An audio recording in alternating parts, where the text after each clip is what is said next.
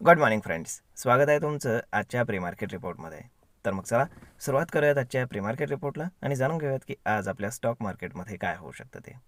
त्याआधी तुम्ही जर चॅनलवरती नवीन असाल तर चॅनलला सबस्क्राईब करायला बिलकुल विसरू नका. तर मग चला सुरुवात करूयात आजच्या या व्हिडिओला. मित्रांनो, शनिवार रविवारमध्ये बऱ्याचशा घडामोडी घडलेल्या आहेत आणि त्याचा इम्पॅक्ट आज आपल्याला मार्केटवरती नक्कीच पाहायला मिळेल. त्यामुळे आज मार्केट वोलाटाईल होण्याची प्रचंड शक्यता आहे. तर मग चला सुरुवात करूयात पहिल्यापासून. शुक्रवारी रात्री US मार्केट म्हणजे आपलं मार्केट बंद झाल्यानंतर US मार्केटसुद्धा almost flat to negative close झालेला आहे. परंतु तोपर्यंत ते मार्केटसाठी कुठल्याही प्रकारचा मोठा ट्रिगर नव्हता.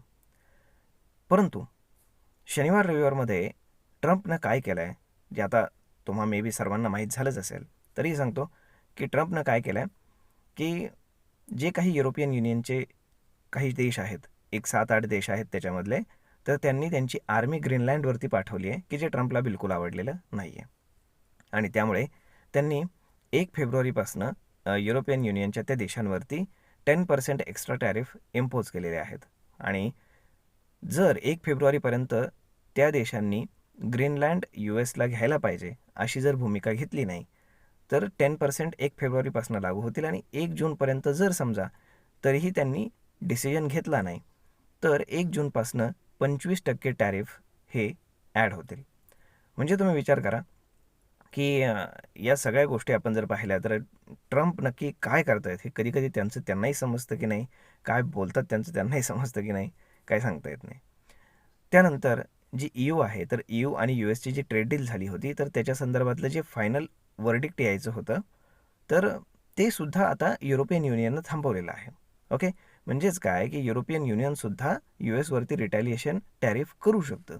मग आता हे टॅरिफ वॉर पुन्हा एक्स्केलेट झाल्यामुळे आपण जर पाहिलं तर आजचा दिवस हा थोडासा नेगेटिव्ह सरप्राईज देऊ शकतो. तर पहा काय आहे, तर याला सपोर्ट म्हणून जे USचे फ्युचर्स आहेत आता, तर ते ऑलमोस्ट 1%च्या आसपास डाऊन चालू आहेत. त्यामुळे साहजिकच आहे की त्याचा पूर्ण जगाच्या मार्केटवरती इम्पॅक्ट हा राहणार आहे. जर आपण युरोपियन आणि एशियन मार्केट्स पाहिले तर ते मोस्टली डाऊनच आहेत. जर आपण गिफ्ट निफ्टी पाहिलं तर गिफ्ट निफ्टी इंडिकेट करते की मार्केट हार्डली एक 30-40 पॉईंट गॅप डाऊन ओपन होईल, परंतु त्यापेक्षाही जास्त गॅप डाऊन ओपन होण्याची पॉसिबिलिटी मला तरी वाटते. आता ही झाली एक इंटरनॅशनल गोष्ट. त्यानंतर दुसरं म्हणजे या शनिवार रविवारमध्ये 3 मोठे इंडेक्स हेवीवेट त्यांचे रिझल्ट आलेत. पहिला म्हणजे रिलायन्स, दुसरा HDFC बँक आणि तिसरा ICICI बँक. तर फार जास्त डिस्कस न करता काय चांगलं आणि काय खराब ते पहा. तर ॲनालिस्ट एक्सपेक्टेशन बीट करून गेलेला रिझल्ट आहे HDFC बँक. त्यानंतर आपण काय म्हणू शकतो की ॲनालिस्ट एक्सपेक्टेशन अगदी थोडक्यात मिस केलेला आहे रिलायन्स आणि एक्सपेक्टेशनपेक्षा फारच खराब रिझल्ट आलेला आहे तो म्हणजे ICICI बँक. त्यामुळे आज रिलायन्स कसा परफॉर्म करतो, म्हणजे रिलायन्स कोणाच्या पार्ट्यात जातो ते पाहणं जास्त गरजेचं आहे. कारण साहजिकच आहे की HDFC बँक तर पॉझिटिव्ह राहणार आहे, कारण ॲनालिस्ट एक्सपेक्टेशन सगळ्याच पॅरामीटर्सवरती तो बीट करून गेला आहे आणि ICICI बँक सगळ्या पॅरामीटर्सवरती फेल झालेला आहे. त्यामुळे काय होणार की ICICI बँक डाऊन साईडला जाणार, परंतु मध्ये राहिला रिलायन्स.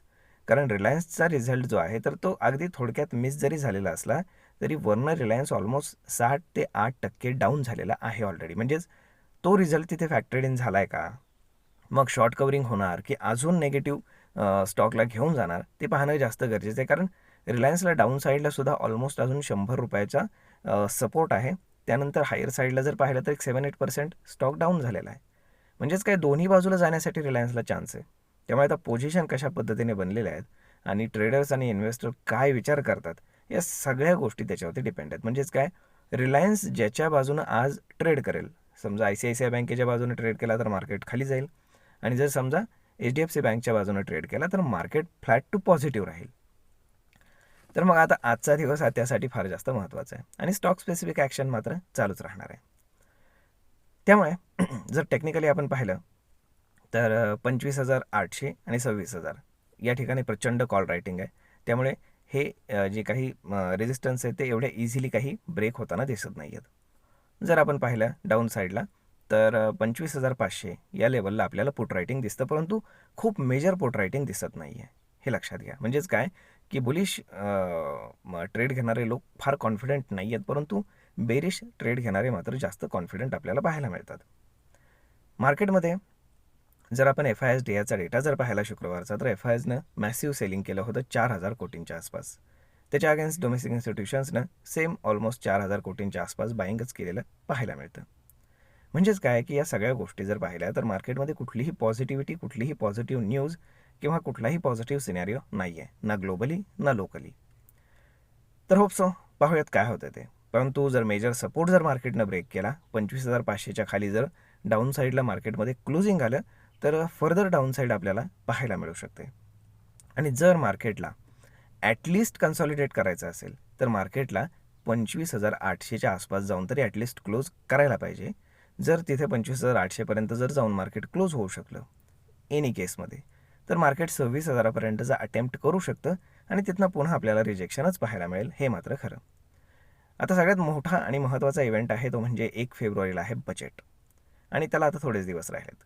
त्यामुळे बजेटमध्ये अर्थमंत्री काय डिसिजन्स घेतात, काय कुठल्या गोष्टीवरती काय बोलतात, त्यानंतर मार्केटची खरी डिरेक्शन ठरेल की मार्केट जे कन्सॉलिडेट करतं तर ते अपसाईडला ब्रेक होईल की डाऊन साईडला ब्रेक होईल.